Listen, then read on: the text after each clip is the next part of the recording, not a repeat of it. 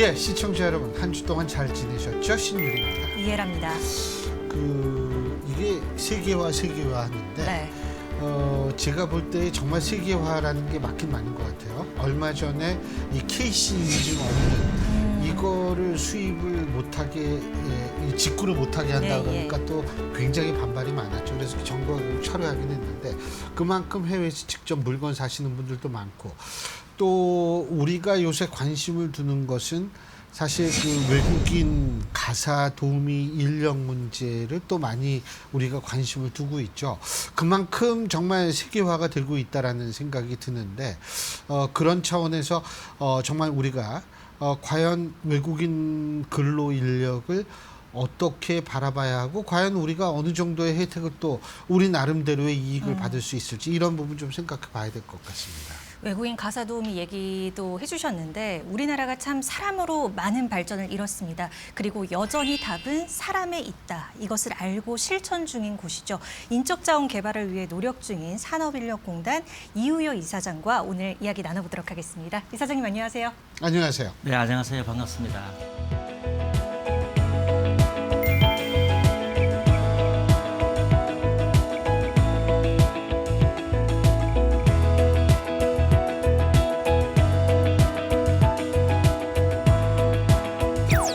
산업인력공단에 지금 가신 지가 얼마나 되셨죠? 네, 6개월 조금 지났습니다. 6개월 네, 좀. 네. 아유, 뭐 그래도 원래 그쪽 분야에 계속 또 하셨고, 그 원래는 그 제가 알기로는 공대 네, 이 박사학위 받으시고 계속 네, 그쪽 교수 분야 생활 교수 생활 하시고 그러셨던 31년 3개월 하고요. 31년 3개월이요? 네, 저의 전공이 기계공학인데요. 네. 예, 그 한국기술교육대학교라고요. 예, 그 중간에 한번 한기대 예, 한기대 노동부 산하 예, 알고 있습니다. 그 중간에 2014년도부터 3년간 한국 폴리텍 대학이라고 있습니다. 네. 예, 예. 거기서 또 뭐 직업훈련, 인적자원 개발에 관련된 훈련을 하는 그런 대학에서 3년간 또 이사장을 하면서 이쪽에 관련된 일을 또 많이 경력을 쌓았습니다. 네. 예. 31년.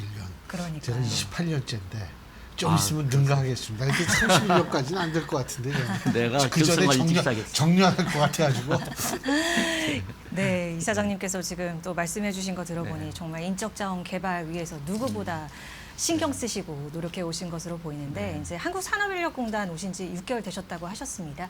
일단 제가 홈페이지 가보니까요. 네. 선인공이 하는 것이 너무 많아요. 근데 네. 그중에 좀 대표적으로 네. 이런 것들을 하고 있다. 소개해 주시면 좋을 네. 것 같아요. 가장 그 대표 사업 우리가 한 6가지 사업을 하고 있는데요. 그중에 대표 사업이라고 하면 사실은 중소기업을 돕는 일, 중소기업 재직 근로자를 위한 인적 자원 개발. 그러니까 그걸 HR이라고 이제 하죠. HRD. 우리가 산업인력공단을 영어 명칭으로 HRD 코리아 이렇게 얘기하거든요. 네. 그 예, HR. HRD 코리아, 휴먼 리소스 디벨롭먼트라고 이제 하죠. 그런데 잘 아시다시피 이제 우리나라 중소기업이 비중이 뭐 90% 가까이 되지 않습니까? 예, 중소기업 재직 근로자 또는 중소기업의 성장을 돕는 인적 자원 개발에 관련된 지원하는 종합적인 일을 제일 이제 크게 하고 있습니다. 그 중에서 이제 최근에 사실 중소기업, 중견기업 가면 HRD를 전담하는 부서라든가 인력이 없죠. 예, 중소기업 현실은. 그래서 우리 인력공단이 그 능력개발 전담 주치의라고 이제 닥트라고 하는데요. 그분들이 이제 전국에 213명의 우리 공단 직원들이 계시는데 그분들이 이제 직접 찾아가서 이제 유연하게 그 HR 플렉스 개념으로 예, 마치 우리가 뭐 넷플릭스나 뭐 이런 영화 보면은 OTT 방식으로 해서 원하는 영화만 그렇죠. 골라볼 수 있게 하지 않습니까? 그래서 굉장히 이제 요새는 유연하게 하면서 또 기업이 참여하기 쉽게 많은 규제를 없애줬어요. 뭐 참여 조건이라든가 뭐 훈련 시간에 대한 기준이라든가 그래서 훈련비는 또 많이 전폭적으로 또 지원해드리고 우리 어차피 국민 세금하고 이제 고용보험하고 이런 이제 그 비용으로 하니까 네. 그래서 찾아가는 이제 인적자원 개발 서비스가 우리 주력 사업이고요. 중소기업 인적자원 개발 도와주는 사업이고 두 번째는 이제 여러분 잘 아시다시피 이제 자격증 혹시 갖고 계신가요? 자격증이요. 네, 저는 자격증. 박사학위밖에 없습니다. 저는. 아, 자격증. 네, 예전 자격증 시대인데. 예. 그 운전면허증 있네요. 운전면허증은 면허적은 예, 예, 예. 어쨌든 예. 네. 근데 이제 그 자격증 국가기술 자격하고 전문 자격하고 둘로 나누거든요. 1년에 한 450만 명이 시험을 봅니다. 근데 국가기술 자격은 이제 한 400만 명이 보고 1년에. 그다음에 전문 자격이라고 해서 잘 아시는 세무사, 뭐 공인중개사 뭐 이런 그 중요한 이제 자격은 이제 각 부처에서 주는 건데 그거 한 40만 명 돼요. 둘 다 합치면 자격 종목이 한 534개 정도 되거든요. 네. 그러니까 우리 365일 국가기술 자격, 전문 자격에 대한 출제, 시행, 채점, 시험, 여기 합격증 발급, 자격증 발급 모든 프로세스를 하고 있죠. 그래서 지금은 이제 이 모든 프로세스를 저희들이 가급적 디지털화 시켜서 인공지능과 디지털, 데이터를 접목을 해서 모바일로도 쉽게 접근해서 이제 신청도 하고 뭐 접수도 하고요. 자격증 발급도 하는 그런 프로세스로 가고 있는 게 이제 두 번째 큰 사업이고, 서두에 이제 뭐 여기 교수님께서 말씀하신 것처럼 외국 인력에 대한 그러니까 우리가 작년에 인하인 비자라고 하는데 고용허가제 네. EPS라고 합니다. 그 임플로이먼트 퍼밋 시스템이라고 부르는데 16개국 현재 동남아 예, 이제 저희들이 EPS 센터가 있어요. 그래서 이제 그런 16개국. 예, 현재 16개국 내년에 타지키스탄까지 해서 17개국으로 늘어나게 되고요. 작년에 외국 인력이 10만 141명인가가 들어왔고요. 작년에. 올해 목표는 이제 16만 5천 명. 왜냐하면 지금 우리 국내에 빈 일자리가 굉장히 많습니다. 내국인들이 이제 선호하지 않는 자리들이죠. 그죠? 예. 그런 자리를 이제 채워주는 거죠. 그분들이 오셔서. 그래서 올해 목표가 16만 5천 명. 예로 작년 같은 경우 한 예를 들면 한 달에 한 9천 명 가까이 정도 들어오신 거죠. 엄청난 분들이 들어오신 거죠. 그래서 그분들을 선발을 하는데 도입, 선발, 도입, 체류, 그다음에 귀국하면 귀국해서 또 자기 그 본국에서 정착을 잘하실 수 있게 하는 전주기 모든 프로세스를 해드리고 있어요. 이제 그런 과정도 저희들이 그 디지털 시험을 통해서 이제는 페이퍼를 하지 않고 간편하게 이렇게 빨리 신속하게 선발만 되면 들어오실 수 있게 해드리는 그런 이제 혁신적인 프로세스를 지금 많이 이제 도입을 해나가고 이제 있죠. 그래서 외국인 도입 뭐 세 가지 주력 사업이긴 하지만 그 외에 또 이제 올해 중요한 화두가 이제 사실은 올해 9월달에 국제 기능 올림픽 네. 또 있습니다. 국제 기능 올림픽. 아, 그것도 산업인력. 네, 숙련 기술인 양성, 대한민국 명장을 선발하고 또 숙련 기술 또 청년들 그 주니어죠. 예. 주니어 청년들에 대한 또 뭐 숙련 형성을 시켜준다든지 뭐 이런 프로세스. 그 다음에 일 학습을 병행하게 하면서 자격을 취득하게 하고 기술을 익히게 하는 그런 모든 것들을 이제 인프라를 지원하고 훈련비도 지원하는 사업, 뭐 이런 사업들까지 이제 하고 있죠. 그 다음에 또 한 가지가 이제 외국 인력이 들어오면 우리 청년들도 또 외국에 또 내보내는 취업시키고 또 외국에서 일 경험을 하게 하는 사업들도 하고 있습니다. 예컨대 이제 이런 나라들은 주로 이제 미국, 일본, 호주, 싱가포르 뭐 이런 나라들 많이 보내고 있죠. 해외개발공사라고 옛날에 있었잖아요. 코트라. 무역공, 거기 예. 그게 조금 거기랑 우리가 협업합니다. 네, 코트라 무역협회도 있고요. 아. 예, 코트라는 전 세계에 코트라 지점이 전 세계 한 101개 정도 있어요. 예. 예, 저희들이 이제 코트라가 가지고 있는 해외 네트워크를 활용을 해서 아하. 우리 청년들이 원하면 글로벌 마인드를 심어주는 거죠. 예, 그러니까 우리 학생들, 청년들 보면 DNA가 국내에서 일하기를 원하는 DNA를 가진 우리 청년들이 있는가 하면 네. 또 외국에 나가서 정말 이렇게 다양한 일을 하면서 다이나믹하게 일하고 싶어하는 청년들 그런 DNA를 가진 청년들이 있지 않습니까? 그래서 그런 청년들을 해외에서 다양하게 일 경험을 할 수 있게 저희들이 교육도 훈련시켜드리고 정착금도 지원해드리고 하는 사업도 저희들이 같이 하고 있습니다. 그 말씀 중에 네. 지난해 외국 인력 도입이 사상 처음으로 10만 명 넘었다 이렇게 말씀을 해주셨는데 이렇게 좀 사업 수행 잘하고 있는 비결이 있나요? 글쎄요, 뭐 이렇게 우리 직원분들이 그동안 인력공단이 그 외국 사업을 20년 올해가 외국 고용허가제 20주년이 되는 해예요. 8월달에 이제 굉장히 크게 고용허가제 행사를 외국에 나가 있는 성공한 분들도 근로자들도 들어오시고 외국 대사님들 다 모여서 이제 성과를 공유하고 앞으로 어떻게 확산할 건가를 하게 되는데 20년 동안 해왔으니까 상당히 많은 경험, 노하우가 우리한테 축적돼 있죠. 인력공단이 상당히 깊이 있게 가지고 있습니다. 그리고 우리 전문성 있는 우리 직원분들이 계속 그 일을 맡아서 하고 있고요. 그 과정 속에서 굉장히 많은 혁신을 지금 일어나고 있습니다. 예컨대 재작년까지만 해도 외국분이 선발 시험을 보고 비자 발급을 받아서 국내에 들어오시기를 할 때까지 한꺼번에 많이 들어올 때는 전세기 뛰어서 들어오거든요. 이제 그럴 때 이제 과거에는 한 4개월 정도 걸렸던 프로세스를 최근에 저희들이 1.5개월까지 줄여줬어요. 그러니까 2달 반을 줄였는데 그 이유는 뭐냐? 디지털화, 그다음에 법무부와 신속한 비자 협력 프로세스를 개선을 하고요. 우리 직원분들이 그 인천공항에 8분이 파견 나가서 상주에 있어요. 매일매일 외국분들이 들어와요. 예, 그래서 8분 우리 직원분들이 법무부와 협업을 해서 그 이제 비자 이제 받고 들어오고 입국 절차, 건강 검진 뭐 이런 것들을 다 또 서비스를 하기 때문에 토탈 케어죠. 그런 부분들이 상당히 저희들이 매뉴얼화되어 있고 시스템화되어 있고 그 역량이 축적되어 있기 때문에 감당을 할 수가 있는데 이제 문제는 우리 아나운서님이 걱정하신 것처럼 올해가 고비입니다. 왜냐하면 16만 5천 명이 목표인데 네. 작년에 10만 명이에요. 6만 5천 명이 늘어났죠. 근데 그 전에가 8만 8천 명이었어요. 그 전에가 6만 6천 명이었어요. 그러니까 계속 늘어나는 추세에 있고, 근데 이제 우리 직원분들이 아무리 역량이 뛰어나셔도 근데 사실은 이제 인력이 좀 많이 부족한 건 사실입니다. 그래서 그 부분은 정부에 많은 도움을 요청하고 있습니다.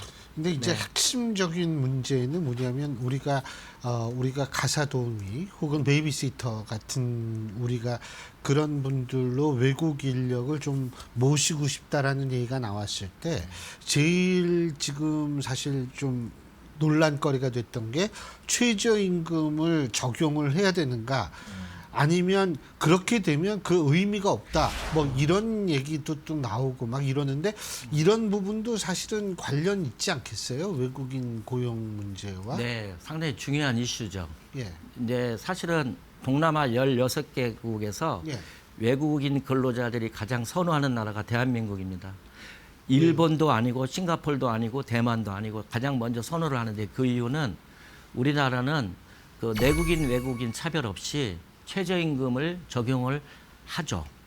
예, 다만 이제 그건 뒤집어서 얘기한다면 대만이나 싱가포르나 일본은 또 외국인과 동일한 최저임금을 적용하지 않는다는 얘기죠. 싱가포르는 최저임금이 없어요. 제도가 아예. 일본도 아마 제가 자료를 보면 일본이 우리의 한 3분의 2 정도나 2분의 1 수준일 겁니다. 아마. 최저임금이요? 최저임금이 아니고 최저임금은 우리보다 좀 높긴 네, 높죠. 최저임금은 근데 이번에 우리보다 높은데 외국인들이 받는 임금은 임금. 네네. 그러니까 우리나라는 이제 거기다 플러스 인권이 또 잘 돼 있어요. 외국분에 대해서. 예. 그러니까 인권 잘 돼 있지. 최저임금을 보장해 주니까 본인들이 열심히 일하시면 본국에 가서 굉장히 정착하는 데 큰 도움 되니까 많이 들어오려고 하시죠. 지금 아까 이제 신율 교수님 말씀하신 것처럼 이제 외국인 가사 근로자가 시범적으로 이제 아마 제가 볼 때 9월 달쯤 들어올 것 같은데 지금 공고가 났고 필리핀에서 프로세스가 지금 선발하고 있는 것 같습니다만은 그 부분이 이제 많은 분들이 이제 가게에서 부담이 될 수도 있겠다라고 이제 아마 걱정을 하실 것 같습니다. 이제 그 부분을 어떻게 할 건가 하는 부분은 좀 숙제일 것 같긴 한데 적어도 시간이 하루 8시간 뭐 이렇게 되는 게 아니기 때문에 그 부분도 최저 시간 얼마 6시간인가 얼마는 보장하되 그 이상은 안 해도 되는 것 같은데요. 정책적으로 보니까 뭐 어떻게 봐야 되겠죠. 근데 지금 시범적으로 100명 정도가 들어오실 예정으로 있으니까 시범 사업을 해보면서 그 부분도 아마 조금 뭐 개선할 점 있으면 개선해 나가면서 해야 될 것 같고. 근데 문제는 그래도 가사 근로자를 희망하시는 분들이 조사해 보면 꽤 있습니다. 그래서 예, 시범 사업 할 때까지는 괜찮을 것 같고요. 우리나라 국민들 우리나라 중에서 국민들 말이죠. 중에서도 예, 그러니까 그 정도 지금 임금을 너무 근데 이제 네. 그 사실 한 분 모시면은 나가는 비용 지출이 너무 많으니까 부담되죠. 그 부담 때문에 이제 네. 외국인 근로자들을 그렇죠. 선호하는 경향이 있을 텐데 똑같으면 이게 또 문제가 좀 달라지겠죠. 맞습니다. 그 부분이 어떻게 해야 될 건가가 약간 이제 사회적 이슈가 될 것 같긴 하지만 우리가 풀어 나가야 될 지혜롭게 숙제인 것 같습니다. 그게. 네. 네. 지금 뭐 앞서 인사말에 말씀해 주신 게 이제 중소기업에서 인적자원 개발 등 어떻게 잘하면 할 수 있는지 등을 또 네. 지원을 해 주신다고 하셨잖아요. 네. 그래서 외국 인력 도입 말씀해 주신 것 외에 중소기업이랑 근로자 이런 장기적인 경쟁력 강화를 위해서 좀 필요한 부분이 있다면 말씀 주시겠어요? 중소기업 장기적으로 경쟁력 강화는 뭐 첫째도 사람, 둘째도 사람, 셋째도 사람이죠. 사람의 역량 강화, 사람이 할 수 있는 그 스킬을 높여주는 거죠, 그죠? 뭐 잘 알다시피 엄청나게 빠른 속도로 기술도 바뀌지만 사회 경제적 환경도 같이 바뀌고 있죠. 일하는 문화도 바뀌고 있죠. 굉장히 빨리 바뀌고 있지 않습니까? 중소기업이라고 예외는 아니죠. 더 심각한 건 이제 대기업하고 또는 중견 중소기업 간의 어떤 그 환경, 일하는 환경의 격차가 많이 이제 양극화가 이제 계속 벌어지고 있는데 그걸 극복할 수 있는 방법은 우수한 인재를 많이 양성해주고 중소기업이 독일처럼 독일의 미텔슈탄트라고 중산층이죠. 강소 기업, 세계 최고의 기업들을 사실은 독일이나 일본은 중소 중견기업이 갖고 있지 않습니까? 생산성이 높다는 거죠. 그것도 그냥 생산성이 아니고 제가 볼 때 그걸 창조적 생산성, 저는 이렇게 표현하는데 중소기업이 창조적 생산성을 가지면서 단가를 높이고 부가가치 이익을 많이 가져가게 함으로써 중소기업 근로자들도 그만큼 대우를 받고 급여 뭐 이런 것들도 같이 상승하면서 복지라든가 끌어갈 수 있게 되는데 문제는 결국 솔루션은 인적자원 개발이 있다. 스킬업, 리스킬링 그걸 국가가 도와줘야 된다. 이제 그런 거고요. 중소기업 고용주들, 사용자들의 마인드도 거기에 맞춰서 기업 문화도 같이 바뀌어야 되죠. 기업 문화의 핵심은 바로 품격 있는 조직 문화. 우리 젊은 분들이 사실 중소기업에서 취직할 때 조직 문화, 품격 있는 뭐 그런 데를 더 선호하는 경향이 많지 않습니까? 그러니까 품격 있게 좀 고사하게 말씀하셔서 그렇지 예. 예를 들면 굉장히 좀 막대한다거나 뭐 이런 일들이 발생하는데 이 말씀 아니시겠어요? 그뿐만이 아니라 근무 환경이죠. 그러니까 뭐 요즘 젊은 분들은 워라밸을 추구하는 경우도 있고 네. 또 복리 후생 급여 또 워크스페이스 일하는 환경에 대해서 굉장히 잘 꾸며놓고 스마트하게 일할 수 있는 그런 환경을 구축해주는 그러한 스마트한 조직 문화 뭐 이렇게 표현할 수 있겠죠. 예, 그 부분을 많이 신경 쓰게 해야 되니까 저희들이 인적자원 개발뿐만이 아니고 중소기업체를 찾아가면 그러한 그 스마트한 품격 있는 조직 문화까지 중소기업이 가실 수 있게 도와드리는 게 우리 인력공단이 해야 될 일이다. 죄송한데 도와주신다면은 지원해 좀 드립니다. 금전적으로 이렇게 다 합니다. 제도적으로, 어. 시스템적으로, 금전적으로 다 지원해 드리죠. 예. 네, 금전이라고 하면 이제 고용주가 부담해야 될 그 인적자원 개발에 필요한 비용들이 많거든요. 훈련 비용이라든가 뭐 이런 것들은 당연히 정부가 100%다 중소기업은요 고용보험 납부료의 250%까지를 훈련비로 지원할 수 있게 돼 있습니다. 최소 제 기억에 200만 원부터 250% 고용보험 납부료에 그 다음에 필요하면 공동훈련 센터를 구축을 해서 시설과 장비와 이런 인프라까지도 뭐 1년에 한 뭐 7억, 10억 뭐 이렇게 해서 지원해 드리면서 인프라도 지원해 드리고 훈련 여건도 훈련비도 지원해 드리고 하는 것들은 당연히 하고 거기에 필요한 노하우, 교육 프로그램도 저희들이 진단을 해서 우리 아까 말씀드린 능력개발 전담 주치라고 하는 분들이 전문가들이 우리 직원인데 찾아가서 이제 이렇게 태블릿 PC에 요새 인공지능을 이렇게 프로그램을 탑재했거든요. 그 기업을 진단합니다. 진단해서 이 기업이 가지고 있는 인적자원 개발의 총량은 얼만큼 되고 한 단계 뛰어높으려면 어떤 훈련 프로그램을 어떻게 지원해 드리면 되겠다. 그러면 외부에 어떤 전문가들이 필요하다. 그러면 외부의 전문가들도 매칭시켜서 같이 협진하는 체제로 지원하겠다. 이제 저희들이 이제 그렇게 작년부터 시작을 그 사업은 핵심 사업으로 해서 저희 인력공단이 고용노동부가 담당하고 있는 국정과제가 12개 중에서 저희 인력공단이 아까 말씀드린 여러 사업들 7개의 국정과제를 담당하고 있습니다. 12개 중에요. 예, 예. 많이 하고 있어요. 인력공단이 굉장히 많은 국정과제에서 다 이렇게 참여하고 있고 우리 직원분들이 전문가로서의 길을 하나씩 이제 지원해드려 가고 있습니다. 네. 네. 또 올해 하반기에 앞서 이제 국제기능 올림픽 네. 요거 한다고 말씀을 해주셨는데 네. 우리나라가 한 19차례나 우승을 했다고 해요. 근데 최근 들어서는 성적이 네. 조금 부진했다고. 네. 그래서 올해 또 성과 잘 거둬야 되잖아요. 여기 해야죠. 이걸 위해서 정부와 공단이 좀 네. 새롭게 추진하고 계신 네. 부분이 있을까요? 예, 올해 목표는 20승. 우리 예.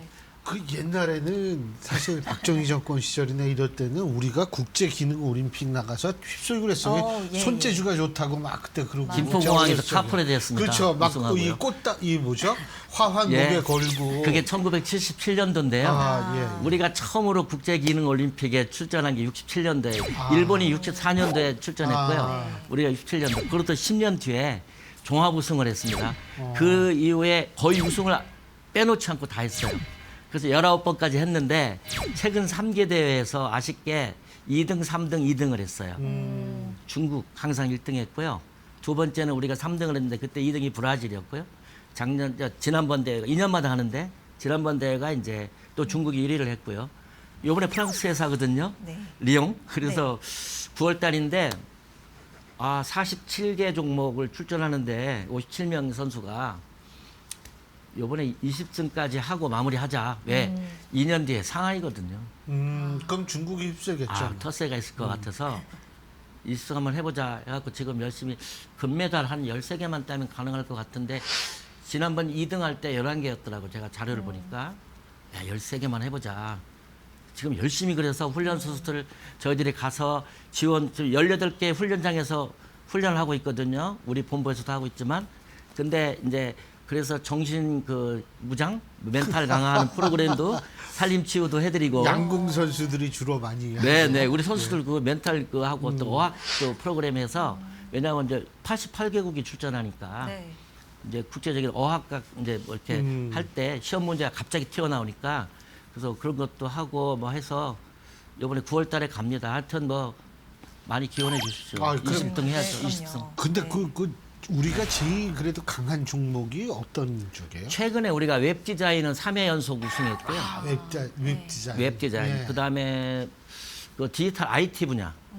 IT 분야가 우리가 한 4번 우승한 것 같고, 그러니까 이게 이제 국제기능올림픽도 종목이 새로운 신기술 종목들이 많이 들어오고요. 그렇군요. 제과제빵 이런 것들도 있었는데 그 부분은 이제 흡수됐고, 뭐 목공은 계속 하고 있는데 과거에 뭐 제관, 뭐 이렇게 금속 구부리고 뭐 하는 맞아요. 거 그런 건 옛날에 그런 판금 거 이런 거 많았잖아요. 없어졌어요. 그건 제출 없어졌어요. 예. 그래서 이제 과거에 그게 왜 그러냐면 선정 기준이 일정 국가 이상의 선수가 참여해야지만이 종목에 들어가는데 과거 오래된 이제 전통 산업들 중에서 오래된 건 빠져나가고 새로운 첨단 신기술 분야, 뭐 어떤 화학 거예요? 신기술 네. 뭐 이런 거 업데이트된 것들이 들어오니까 신기술에 대한 부분도 우리들이 많이 훈련을 또 프로그램 개발하고 훈련해야 되죠. 예. 웹 디자인, 예. IT. IT 관련된 거. 그렇군요. 예. 우리나라가 조금 취약한 분야는 어디예요, 그러면? 우리나라가 취약한 부분이 지금 사실은 취약하다고 할 수 없는데 그 이제 환경 화학 물질 뭐 화학에 관련된 부분이 저희들이 아주 훈련을 못 시키고 있어요. 그런 부분 이제 신기술 분야에서도 우리가 약간 약한 부분이 아킬레스가 훈련을 왜 그러냐면 훈련 선수를 선발하는데 지방 기능 경기 대회 거쳐서 전국 기능 경기 대회를 거쳐서 그렇겠죠. 선발된 1, 2, 3등이 훈련을 1년 동안 해서 나가는 건데 문제는 뭐냐? 지방 기능 경기 대회에서 출전하는 선수가요. 10년 전에 8,000명이었는데 올해 4,000명으로 반토막이 났어요. 청년 인구가 9% 감소할 동안에 기능올림픽 출전하는 우리 선수들은 그러네요. 50%가 감소한 네, 거죠. 그렇죠. 그게 사회문화적 현상도 있고 기술, 숙련 기술에 대한 뭐 이렇게 약간 우대에 대한 것도 좀 옛날보다 많이 약화가 된 부분이 있고 더 중요한 건 뭐냐면 특성화거나 실업계거나 훈련시키는 기관들의 선생님들, 가르치는 선생님들이 옛날만큼 선생님 풀이 없고 적고 열정도 많이 좀 약화된 건 사실입니다. 그래서 그 부분을 극복하기 위해서 올해부터 제가 이제 어떻게 할 건가 저변 확대죠.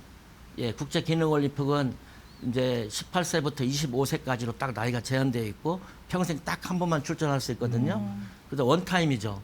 그러니까 그것을 어떻게 우리가 우리 학생들한테 좀 많이 알려서 숙련 기술인이 대한민국에서 경제 활동을 하면서 롤 모델로 사회에서 야, 공부 많이 안 해도 숙련 기술만 갖춰도 성공할 수 있다는 모델을 많이 만들어서 많이 그 숙련 기술 길로 진입할 수 있게 해주는 것이 중요합니다. 네. 예, 잘 알겠습니다. 앞으로 진짜 하실 일이 많고. 네. 아유, 근데 6개월 동안 뭐 완전히 모든 걸 다 이 꿰뚫으셔가지고 정말 대단하신 네. 것 같아요. 그냥 아무나 아유. 못하는 거예요, 그거. 아유, 아유. 그렇게 봐주셔서. 아니에요, 아니에요, 진짜로. 오늘 좋은 말씀 감사합니다. 아유, 고맙습니다. 감사합니다. 시간 주셔서 고맙습니다. 감사합니다. 네.